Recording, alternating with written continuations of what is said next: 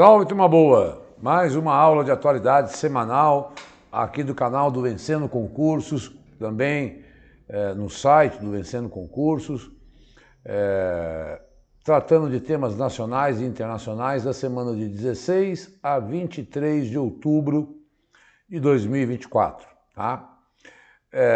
Obviamente, sempre peço duas coisas para vocês, né? Que vocês assistam os vídeos anteriores, porque a gente vai numa sequência meio que contando, engatando um fato no outro, e que você curta, dê um like, faça um comentário. Isso todo mundo pede que grava vídeo, né? Mas enfim, aqueles que nos acompanham aí toda semana, isso é bem legal, porque permite que os algoritmos entendam isso, só fortalece o trabalho e tal. E também divulgo o meu trabalho pessoal, aqui que são os livros com questões inéditas de atualidades comentadas e que vão completar esse nosso trabalho de aulas temáticas comentadas, né? Cada exemplar tem 100 questões, são R$25. É o preço de uma Heineken, eu repito, pelo trabalho que dá, para vocês terem uma ideia. Eu estou fazendo o livro 21 agora, né? E comecei dia 11 de setembro, estamos no dia 23 de outubro e eu fiz 50 questões até agora. Então, mais de um mês para formular, porque eu dependo dos fatos que ocorrem. Mas vamos lá, que depois eu te explico como é que funciona isso. Ficando pequenininho aqui, ó, esses são os meus endereços. Segue a gente lá no Instagram que vai te ajudar, porque eu sempre publico uma notícia relevante naquela semana, naquele dia. E se quiser entrar em contato comigo, eu não quero, eu não formo, não se preocupe, eu não formo um grupo, eu não vou ficar mandando mensagem, não é essa a ideia. A ideia é a pessoa que tem interesse em adquirir o livro, manda um WhatsApp, porque eu mando pelo PDF. É a forma mais barata que eu encontrei de ajudá-los. E você fala, o brasileiro tem uma mania, né? A R$25 não deve prestar. Eu coloco esse preço exatamente porque eu ganho na quantidade, né? Eu vendo, graças a Deus, atingindo muitas pessoas, né? E, obviamente, que não pode repassar, porque isso tem direitos autorais, etc. Mas se eu colocasse acho que R$150, a pessoa, então é importante, é bom e tal. Não, eu não faço isso porque eu acho que é uma coisa de uma dupla ajuda, tá? Vamos lá então para a primeira notícia, aqui só para você se organizar, de 16 a 23 de outubro. Muito bem, eu já saio daqui. Putin descarta a ida à cúpula do G20, que ocorrerá no Rio de Janeiro em novembro, após pedido da Ucrânia para que o Brasil prendesse. Minha possível visita prejudicaria o trabalho. Foi uma entrevista exclusiva que a CNN Brasil conseguiu com o Putin, né? Apesar da decisão lá na Rússia, o presidente russo disse que a Rússia tem boas relações com o Brasil e um acordo poderia ser assinado para contornar o veredito do Tribunal Penal Internacional que emitiu um mandado de prisão contra ele em março. É que o Brasil é signatário desse tribunal e se o Putin está num país que é signatário do Estatuto de Roma, naturalmente o Brasil teria que prender o Vladimir Putin a que ele viesse na reunião das 20 maiores economias do mundo, que será no Rio de Janeiro, agora em novembro, já que o Brasil está presidindo o G20. Então, o Putin deve mandar algum ministro tal, que não será preso, evidentemente, deve fazer como o Lula, participar por videoconferência, né? Está tendo a reunião dos BRICS, já vamos falar disso. E então o Putin não virá, né? Putin ainda falou sobre a proposta conjunta da China e o Brasil para acabar com a guerra, apresentada em maio. Disse que era equilibrada e forneceria uma boa base para encontrar uma solução. Bom, não foi revelada totalmente aí essa proposta do Brasil e da China, mas me parece que ela é mais favorável à Rússia do que à Ucrânia.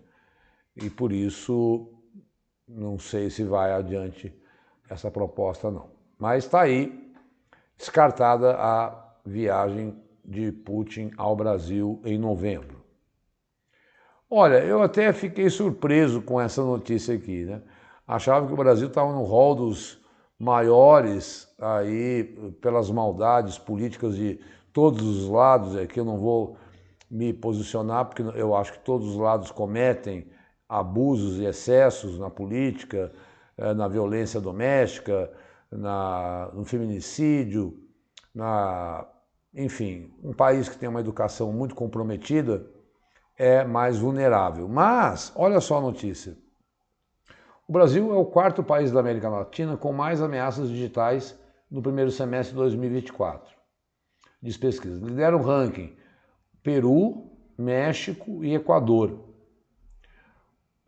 O Peru tem... Por que o Peru tem essa questão aí de ter mais ameaças, né? É uma empresa cibernética e tal. Porque tem maioria de usuários domiciliares, enquanto no Brasil, México e Argentina contam com mais usuários corporativos. Isso explica o destaque do país neste ranking detectados, né?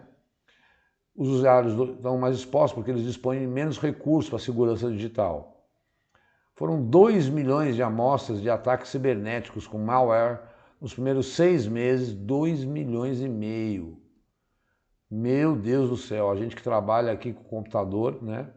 No mundo todo, 4 milhões de ataques.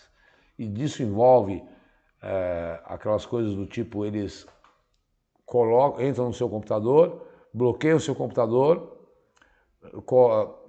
criam uma senha que só eles têm que pagar para ter acesso a essa senha, né? Uma loucura esses ataques cibernéticos. Graças a Deus ainda não fui abençoado com isso. Mas é importante a gente ter um parâmetro de comparação, como quais são os números, quais são a quantidade de países afetados e, obviamente, que quem tem mais grana investe mais em segurança cibernética, né?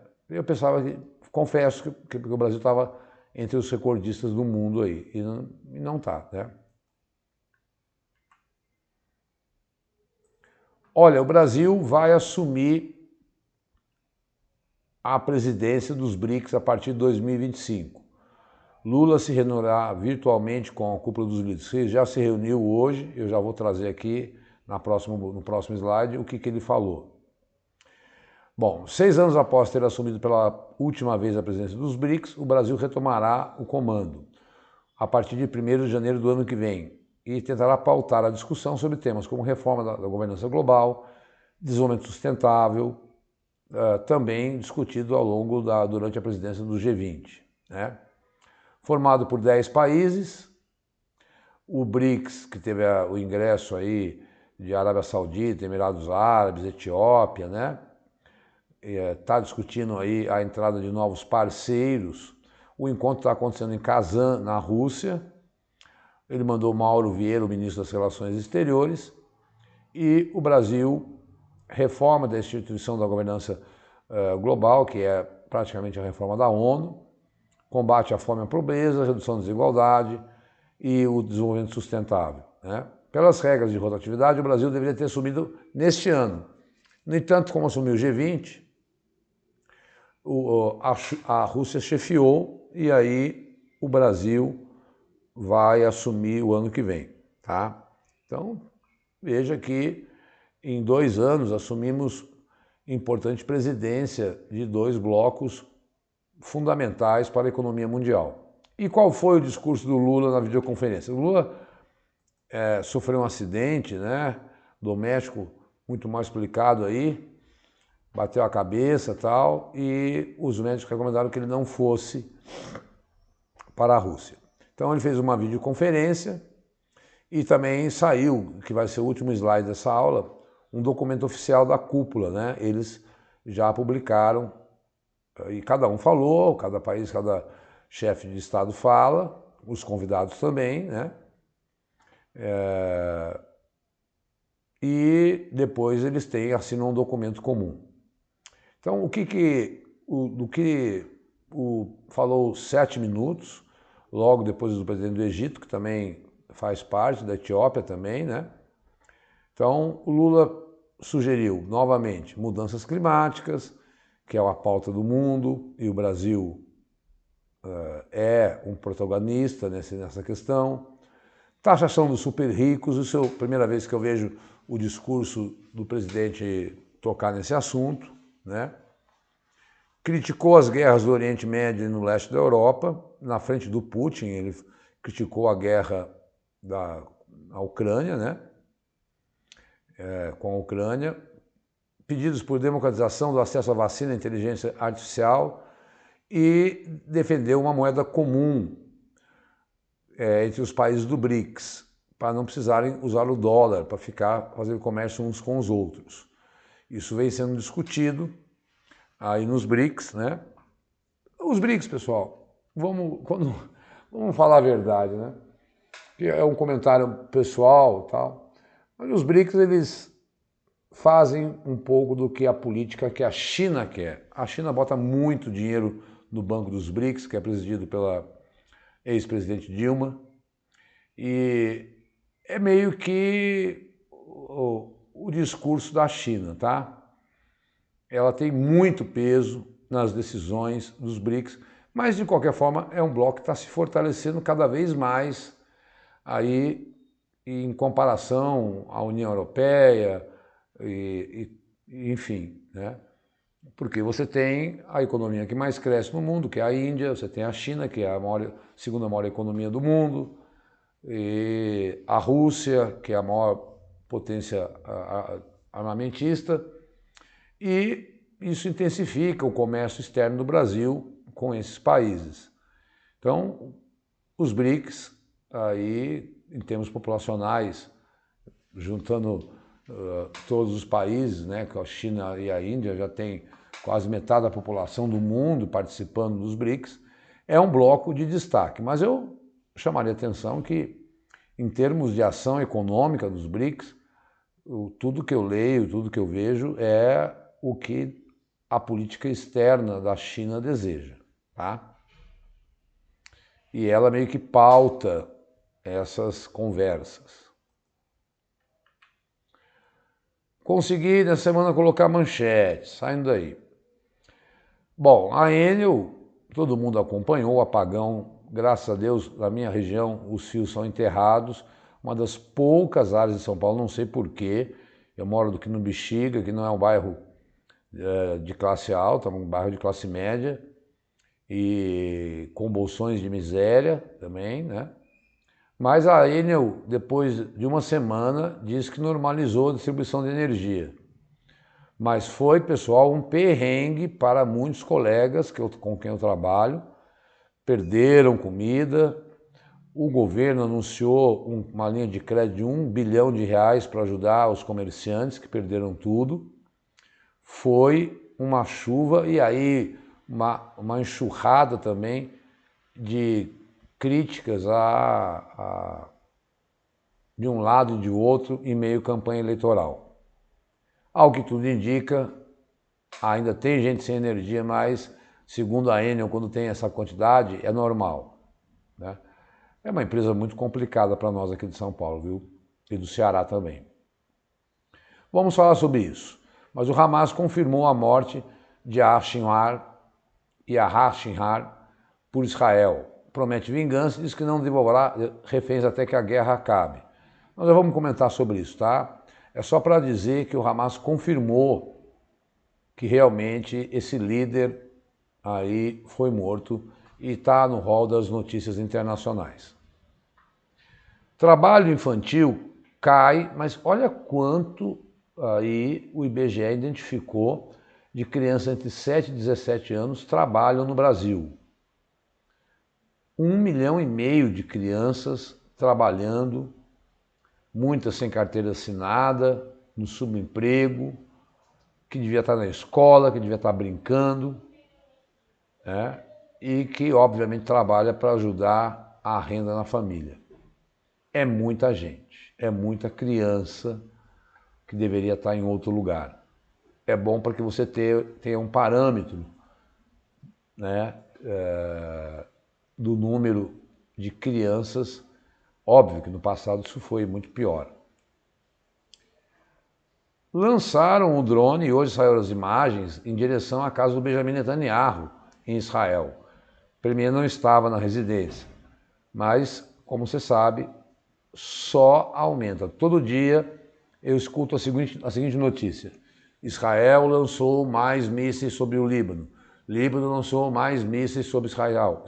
A guerra agora está muito entre Israel e o Líbano, tá? Então, é isso que a gente tem assistido. E aí tentaram matar o Netanyahu aí.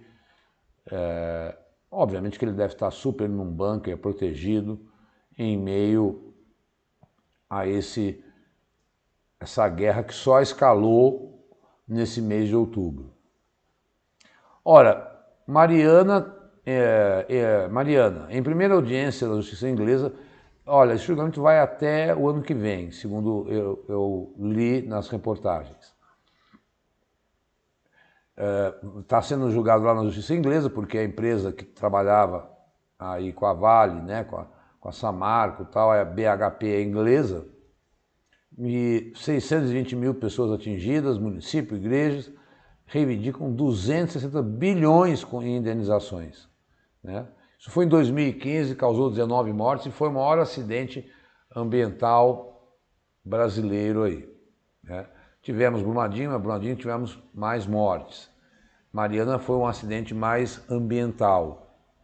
E desde então, as barragens de minério têm sido muito controladas, vigiadas e impedidas de ter essa barragem de terra, porque chega de acidente com barragem, com extração de minério no Brasil, né? Mariana e Brumadinho já superaram, lembrando que esse acidente não tem nada a ver com o meio ambiente, é um acidente de negligência pura da empresa.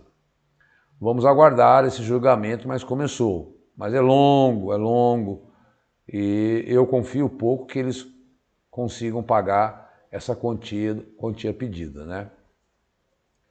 Vamos para as notícias internacionais. Bom, cheguei no fato dessa semana, que é o fato mais bombástico aí no conflito Israel e Palestina.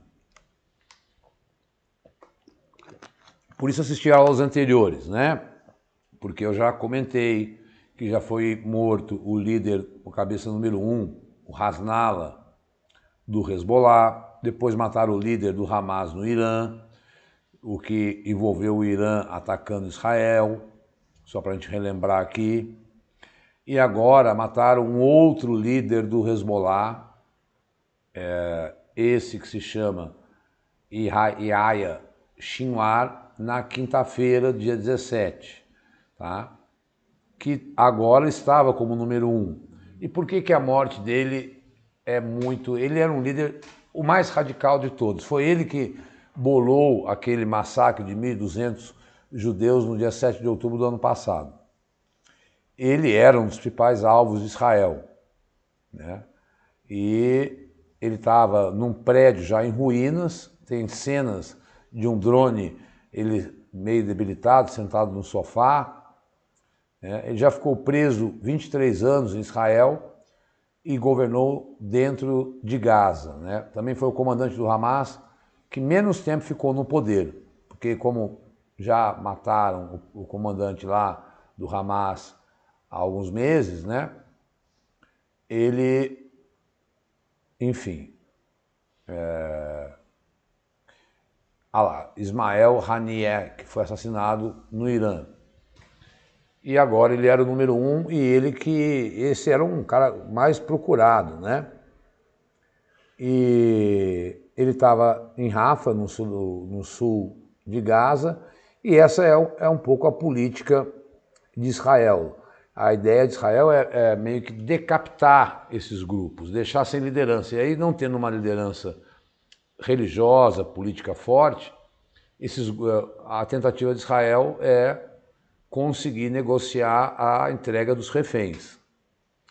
Mas o Hamas disse: não vamos entregar os reféns de forma alguma, e diz também que a guerra não acabou. E não acabou mesmo, né? A gente está eu pelo menos leio e vejo muitas conversas de Israel com os Estados Unidos sobre um eventual ataque ao Irã.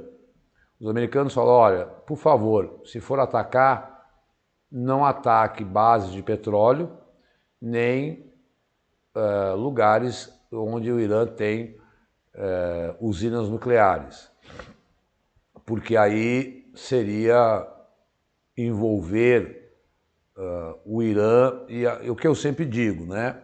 O Irã tem uma liderança muito grande na OPEP, que tem a Rússia, que tem a Arábia Saudita, que tem outros muitos países. A OPEP é a Organização do Petróleo. Eu gravei isso numa aula, acho que há 15 dias, né?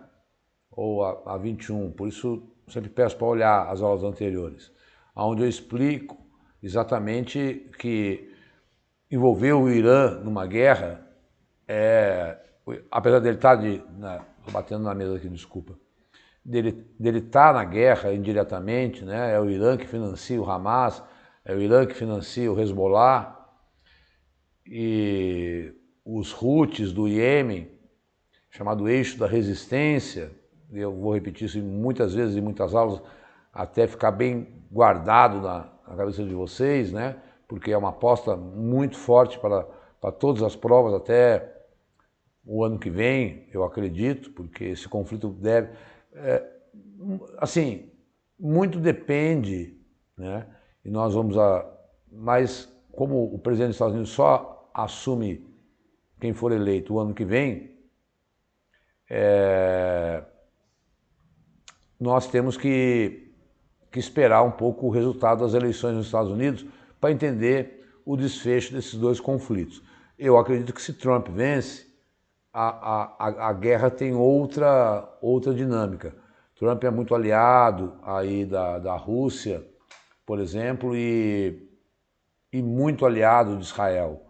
Poderia, no caso da Rússia, deixar de ajudar a Ucrânia, os Estados Unidos, dando uma chance de vitória para a Rússia, e fortalecer a ajuda a Israel, também massacrando aí esses grupos extremistas. Isso são suposições de quem vê o próprio discurso do Trump em relação a essa questão internacional e a esses conflitos, tá? Mas, de fato, pessoal, esse cara era uma liderança importante para o Hamas e, como eu falei, foi o sujeito que pensou, era o mais radical de todos, que pensou e bolou, deixa eu tomar uma água aqui que ressecou a boca, que bolou o ataque lá há um ano em Israel. Veja como o tempo voa, né? Então, com isso, além dos chefes militares abaixo, 3 grandes líderes, 2 do Hamas e 1 do Hezbollah, foram mortos por Israel desde que a guerra começou. E a ideia é realmente essa, né? Aniquilar as lideranças, porque aí enfraquece esse movimento. Cá para nós, eu não acredito, né? Rei morto, rei posto. Ainda quando mata um líder carismático, eu acredito até que possa apresentar uma ação violenta maior. Mas guardem isso, 2 do Hamas e 1 do Hezbollah, e a guerra continua. Meio ambiente. Pesquisa aí, ó. Ciclo global da água está desregulado pela primeira vez na história. O relatório da Comissão Global sobre a Economia da Água aponta o uso destrutivo da terra, a má gestão da água e a crise climática como vilões. O que é desestabilizar o ciclo da água, né?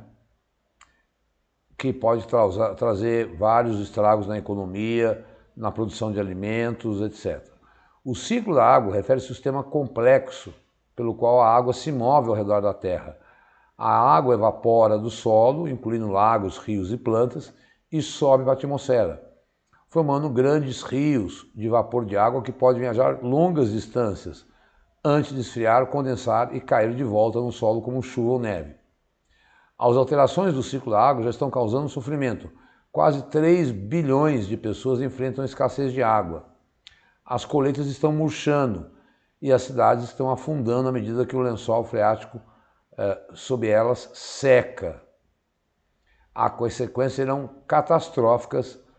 A crise da água ameaça mais de 50% da produção global de alimentos, o que pode gerar uma inflação e maior fome e reduzir a média do PIB em 8% até 2050. Então, mais um dado, né, para a gente acrescentar na conversa sobre meio ambiente. Pela primeira vez na história, o homem está alterando essa evaporação, ou seja, às vezes, somado a fenômenos naturais como El Niño e El Niña, causando seca, desperdício de água, e água é vida. Assim, eu não sei o que passa pela cabeça dessas grandes corporações que utilizam enormes quantidades de água, como eles enxergam o planeta, né? Acho que eles acham que o planeta é inesgotável, como se bastasse todos os exemplos que nós estamos tendo nos últimos anos de catástrofes climáticas, né?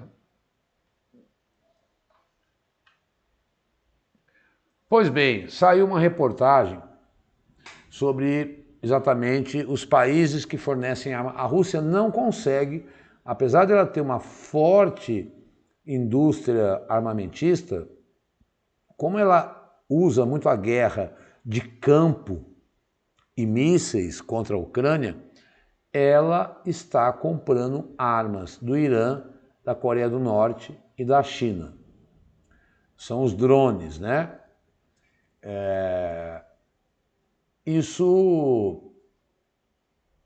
Então, enquanto as nações ocidentais tentam limitar a capacidade da Rússia de fabricar armas impondo sanções, a China, que não está nem aí, o Irã, que é um aliado estratégico, e a Coreia do Norte, que também estão supostamente ajudando a manter sua máquina de guerra em operação. Pessoal, o que se quer dizer, eu até vi um repórter que foi lá para a Rússia mostrar na CNN, dizendo, olha, mais de milhares de empresas saíram da Rússia após o início da guerra. Vou dar exemplo do McDonald's e Coca-Cola. Sabe o que a Rússia fez? Ela inventou um McDonald's igual ao McDonald's do mundo todo. Inventou uma Coca-Cola igual. Carros eles não conseguem muito ainda repor. Mas os bens de consumo que o Ocidente tinha empresas dentro da Rússia e saíram depois da guerra, do início da guerra, 3 anos com a Ucrânia, a Rússia conseguiu repor e a população não está sentindo. E o mercado que ela perdeu, a China está salvando. E a indústria das armas tem esses aliados aí fornecendo. Eu vi um dado, perdão, que só a Coreia do Norte já enviou mais de 13 mil containers de armamento à Coreia do Norte, que é um país pobre, mas muito forte militarmente, para ajudar a Rússia. E essa aliança Irã, Rússia, China, pensando numa escalada da guerra no Oriente Médio, pode envolver outros agentes, né? O Irã sendo atacado eventualmente por Israel e a Rússia dizendo que não vai romper relações com Israel, nem tampouco o Brasil, também afirmaram agora na reunião dos BRICS, mas é aquilo que eu falo, a Rússia está dentro da OPEP, né, que é a Organização dos Países. Eu tenho muito medo, francamente, né, um aluno até me perguntou, você acha que pode ter uma guerra mundial? Nunca tivemos tão perto de uma guerra mais ampla desde o fim da Guerra Fria. Pelo menos eu, como historiador, não identifico, né? Nem quando os americanos sofreram ataque a 11 de setembro, fizeram invasões pontuais no Afeganistão e no Iraque, né? E de lá já saíram, de modo que Agora, é muita gente envolvida nesse conflito no Oriente Médio. E isso causa, sim, preocupação, né? Isso causa receio, até porque tem essa coisa da aliança dita aí no fornecimento de armas, né? É bom para que a gente consiga entender como é que estão se formando as alianças globais no mundo de hoje, e quem está de um lado e quem está do outro, né? Então você claramente vê Estados Unidos na OTAN, né, em aliança com a Coreia do Sul, Japão, Austrália, Europa Ocidental, e do outro lado um outro bloco mais, digamos, bélico, Rússia, Irã, Coreia do Norte, China, né, quase como numa briga contra o Ocidente, contra o Oriente, né? Mas não dá para a gente falar em Guerra Fria, porque não é uma guerra de blocos econômicos, é uma guerra, é um mundo multipolar, globalizado e que precisa ser pensado dessa forma. Mais uma notícia que veio aí essa semana, bombástica, sobre pesquisadores do Instituto de Potsdam, super reconhecido, pesquisa sobre impacto climático. Terra pode já ter ultrapassado 7 dos seus 9 limites planetários. Vamos entender o que são. Então, o mundo pode ter ultrapassado 7 limites, que pode desencadear catástrofes. Quais são os 7 que ele já teria alterado? Mudanças no uso da terra do planeta. Tem a ver com desmatamento e mexe nos ecossistemas.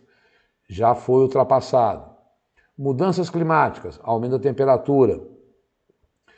Já foi ultrapassado. Era 1,5 graus, já está mais. Biodiversidade, extinção de várias espécies, né? Ultrapassado. Ciclo do nitrogênio e fósforo, uso excessivo de fertilizantes, que prejudica a qualidade da água, afeta o ecossistema, também ultrapassado. Uso de água doce, que acabamos de falar. Estamos vivendo aí um risco da falta de água. Poluição química por microplásticos. Outro dia eu vi que 90% dos plásticos que chegam no Ceará vêm da África, né? Desrespeito ao acúmulo de produtos tóxicos no ambiente representa uma ameaça crescente à saúde humana, ultrapassado. Acidificação dos oceanos. Você vê como tem coisas que a gente não percebe que os estudiosos estão se dedicando em olhar, que tem a ver com o planeta.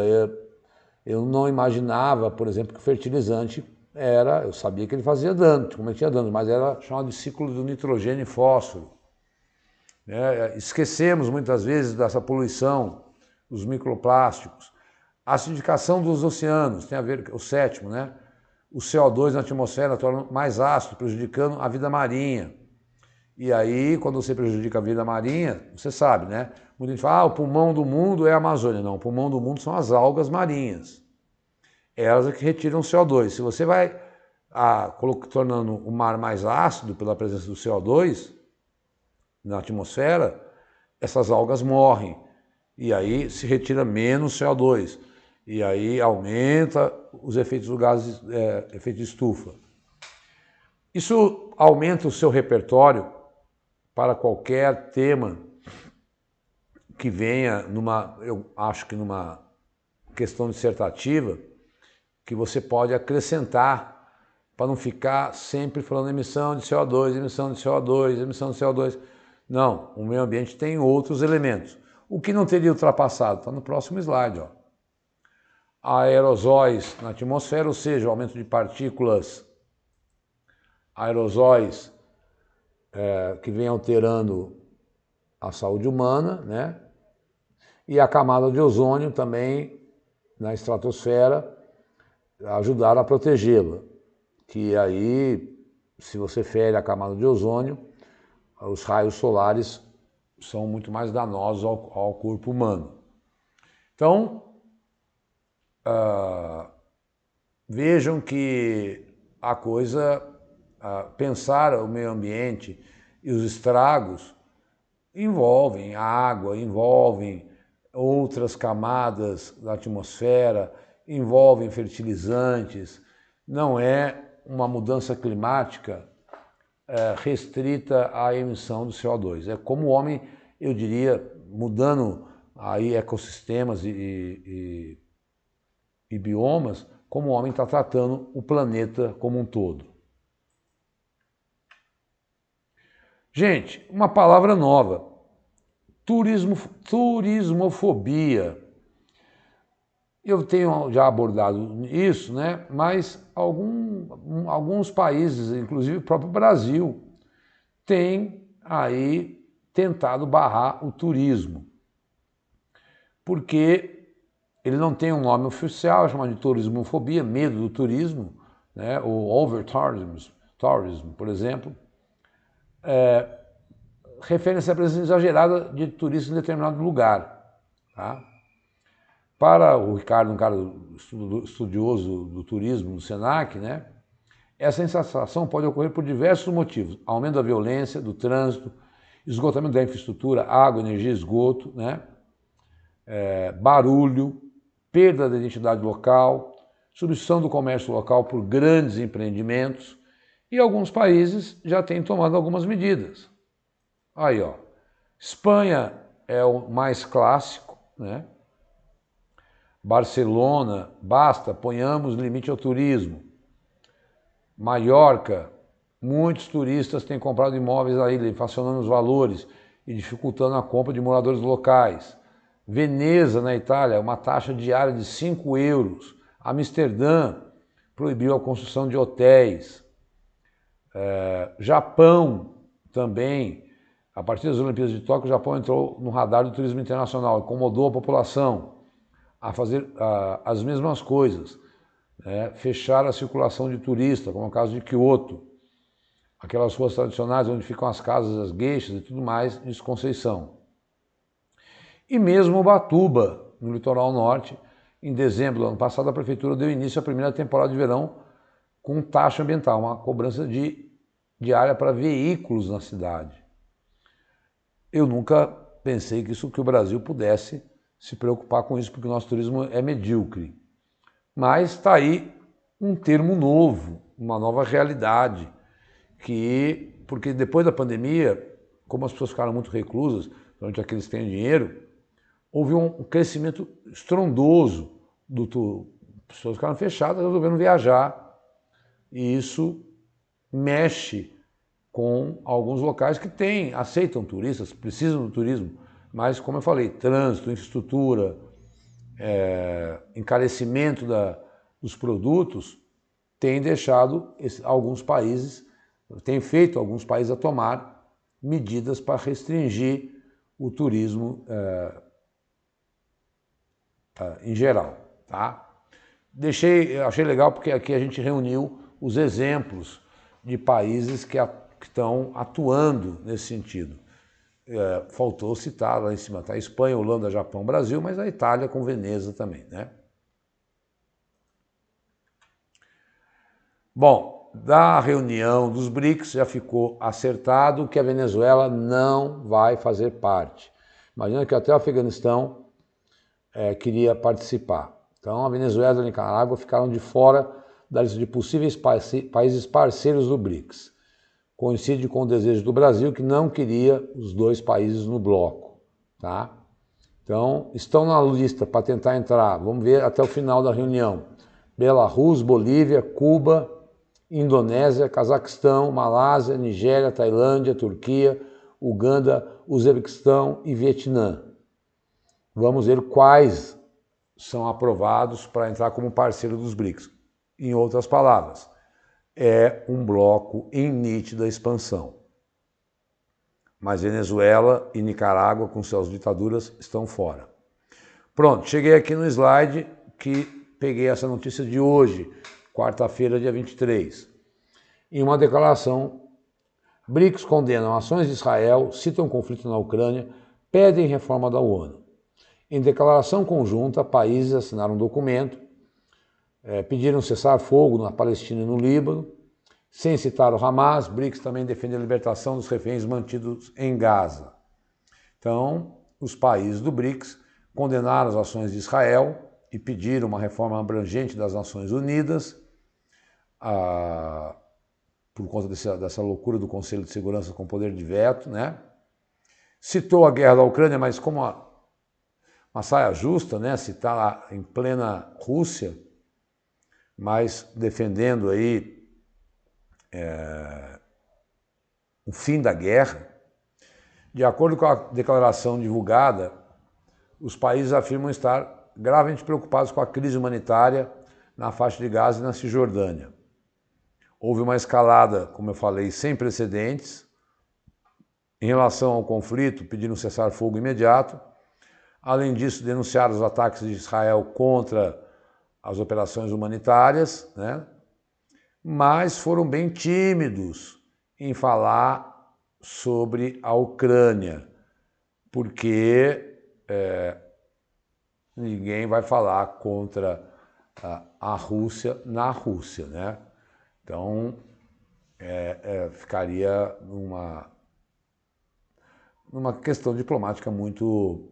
Preferiram destacar aí, como eu falei, uma reforma da ONU, citaram o conflito, mas gastaram mais energia falando do conflito entre Israel e Palestina. A cúpula não acabou, vou acompanhando essa semana o que eles eventualmente vão aceitar como países parceiros, ou se vão assinar mais documentos ou mais parcerias. E assim que esse já é um documento meio que final, tá? Mas foi um documento muito geral, muito amplo, não teve nenhuma decisão assim do tipo, vamos impor sanções, do tipo, não vamos fornecer mais algo para tal país. Não, um documento diplomático de um grupo que está crescendo, que já tem novos parceiros, que a sigla se mantém original porque ela foi aí criada, né, por um economista e ela queria se referir aos países emergentes lá no início dos anos 2000. E eles gostaram da sigla e começaram a se reunir. Não é um bloco econômico, não é como a União Europeia, mas é um grupo de países, tá? A melhor definição para os BRICS é grupo de países. Pessoal, então, aqui eu deixo uma imagem que eu produzo aí dos livros, né? Só desse ano, o 17, o 18, o 19, aí são os períodos e quem abrange. Eu termino sempre minha aula divulgando esse trabalho, que eu acho que é muito importante e vai te ajudar demais nas provas. Esse foi o último, que eu soltei dia 10 de setembro, há mais de um mês, e vou terminar o 5º livro só no final do ano. A minha ideia é essa, ter mais ou menos 5 livros por ano, a menos que tenha muitas notícias. Para isso, é só entrar em contato, se você tiver interesse em adquirir, diretamente comigo, pelo meu WhatsApp, naquela ideia que tem uma promoção e tal. E outro dia me falaram, Diogo, você vende muito barato, por isso que as pessoas não compram. Eu falei, olha, eu prefiro ganhar na quantidade, né? E graças a Deus, muita gente procurando me procurando para adquirir, e me ajuda financeiramente e acho que te ajuda também, porque são questões que eu crio e que são inéditas. Aqui o endereço do Vencendo Concursos, aí que se você está assistindo o vídeo pela primeira vez, entre no canal do Vencendo lá no YouTube e veja quantas aulas, quantos editais analisados existem, tá, turma? Puxa, 44 minutos. Vou me despedir rapidamente porque passei muito, mas é muito assunto. Valeu, até a semana que vem. Esse mês, 5 aulas, né? Tchau, tchau, valeu, obrigado.